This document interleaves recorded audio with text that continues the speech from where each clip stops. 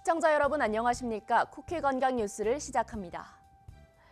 65세 이상 인구가 전체의 20%를 넘는 초고령 사회로 접어든 우리나라. 인간의 존엄과 가치를 지키며 신체적, 정신적 고통 없이 삶을 마무리하는 웰다잉에 대한 관심이 커지고 있는데요. 허성무 의원이 존엄한 임종을 보장하는 법안을 발의했습니다. 특히 가정에서 편안하게 임종을 맞을 수 있도록 하는 재가 임종제도 도입이 핵심인데요. 송금종 기자가 자세한 내용 전해드립니다. 고령화로 인해 연간 사망자가 출생자의 1.5배에 달하는 다사 사회에 접어든 대한민국. 많은 어르신이 집에서 임종을 희망하지만 실제로는 의료기관에서 생을 마감하는 경우가 대부분입니다. 이러한 현실을 반영해 더불어민주당 허성무 의원이 재가 임종 제도와 5법을 대표 발의했습니다. 이 현대사회에 들면서 그렇게 이제 참 마지막 부모님이 가시는 순간에 이렇게 지키지 못하는 거는 떠나가는 부모님 입장에서는 가장 그게 어찌 보면 좀 가슴 아프고 비극적인 일이죠. 마지막 임종할 때 자식들의 얼굴을 보면서 또는 자식들의 손을 잡고 임종하는 게 인간으로서 가장 행복한 모습이 아니겠습니까? 임종을 좀 지킬 수 있게 그렇게 했으면 좋겠다는 그런 간절한 바람이 있죠.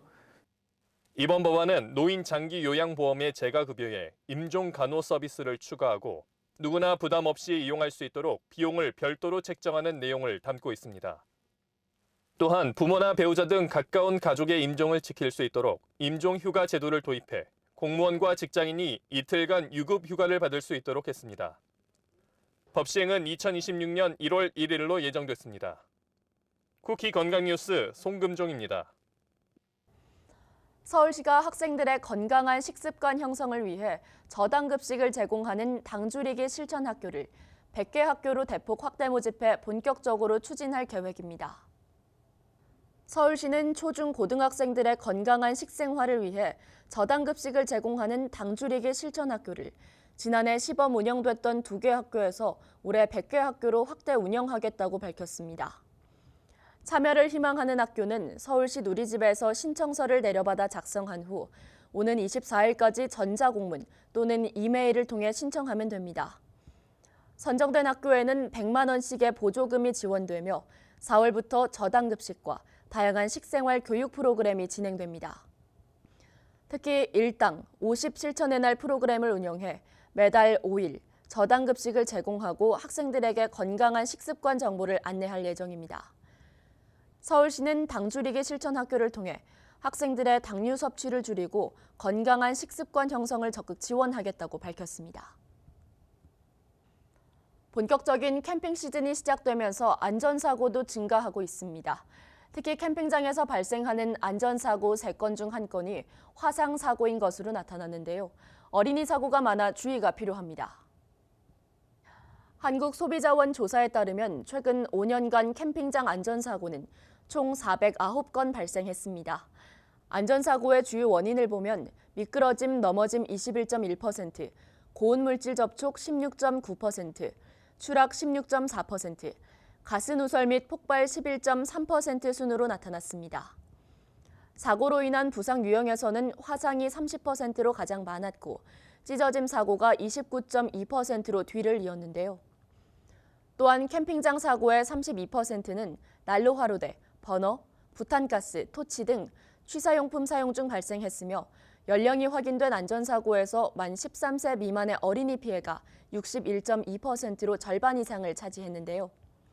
소비자원은 가족 단위로 캠핑을 즐기다 안전사고가 발생한 것으로 추정하며 캠핑장 안전사고를 줄이기 위해 텐트, 의자 등을 평평한 곳에 설치할 것과 밀폐된 공간에서 숯, 장작, 석유, 가스 등의 연소성 연료로 난방하지 말 것 등을 당부했습니다.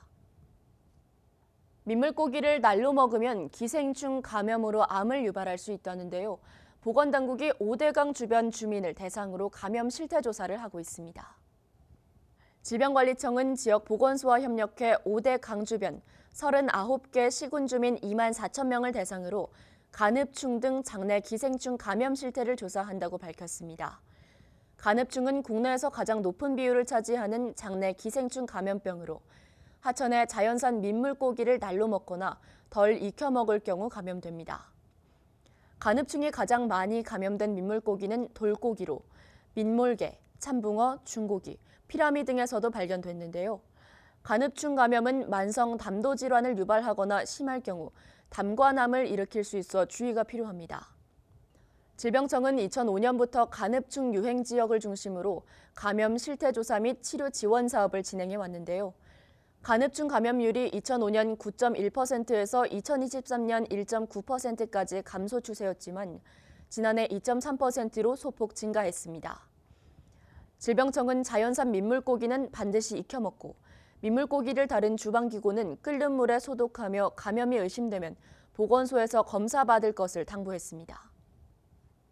극단적인 체중 감량을 추구하는 젊은 여성들이 늘면서 섭식장애 환자가 급증하고 있습니다. 전문가들은 저체중이 건강에 미치는 위험성을 경고하며 예방 캠페인과 사회적 지원이 필요하다고 강조합니다.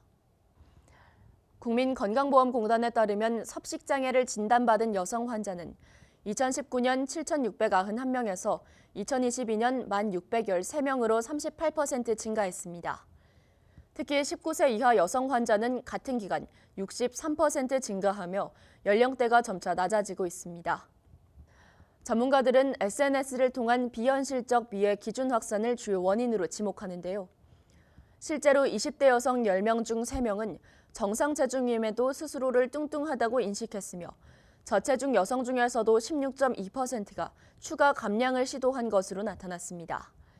전문가들은 저체중이 신체 건강뿐만 아니라 정신 건강에도 악영향을 미친다고 경고합니다. 연구에 따르면 저체중인 사람의 극단적 선택 위험은 정상 체중 대비 1.44배 높았으며 당뇨병, 골다공증, 근감소증 등의 질환 위험도 증가하는 것으로 나타났습니다. 의료계는 저체중의 위험성이 비만보다 과소평가되고 있다며 예방 캠페인과 사회적 지원 확대가 필요하다고 강조했습니다. 여러분은 커피를 하루 중 언제 많이 드시나요? 커피를 마시는 시간대가 사망 위험과 심혈관 건강에 영향을 미칠 수 있다고 합니다. 미국 뉴올리언스 툴레인대 연구팀이 커피를 마시는 시간이 건강에 미치는 영향에 대한 흥미로운 연구 결과를 발표했는데요. 그 결과 오전에만 커피를 마시는 그룹은 커피를 마시지 않는 사람보다 사망 위험이 16%, 특히 심혈관 질환으로 인해 숨질 위험은 31% 낮은 것으로 나타났습니다.